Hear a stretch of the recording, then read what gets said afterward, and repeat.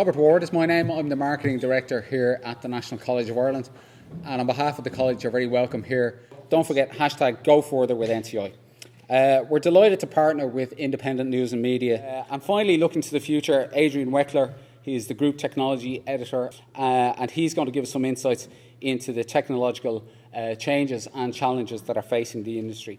When I interview tech industry executives, particularly chief executives, particularly founders, particularly startup founders, is, as a matter of course, I often ask, you've got $100 million or euro in funding. You are growing really quickly. What would you do if you owned a newspaper? How would you run it? What would you do? And the responses that come back are not usually especially positive. So the tech industry loves the media, needs the media, but it's not especially complimentary about the media and how we do things and how we set ourselves up. So the most recent example was a guy called Adam Burke, who's the president of a company called AdRoll. And AdRoll, which actually it's an American company, but has a base here in Dublin.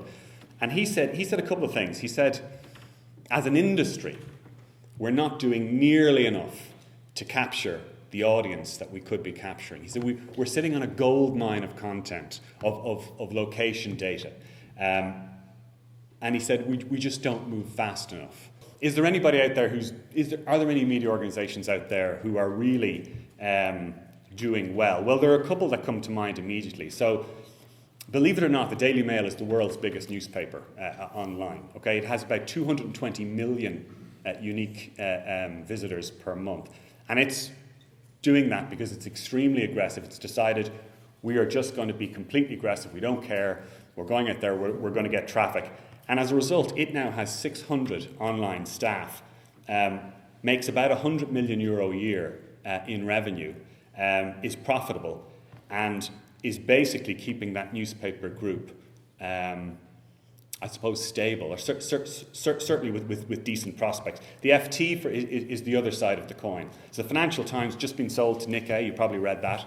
I think it was £850 million sterling. But they have pulled off a miracle in publishing terms. 70% of all of their sales are now online sales, online subscriptions.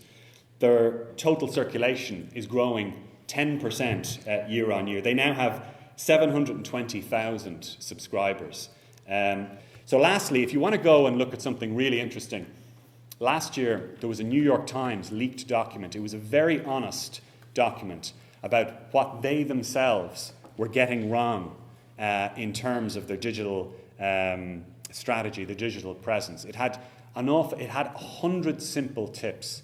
If you really want to see the best and most interesting, persuasive document around all this, I'd advise you to go and Google that.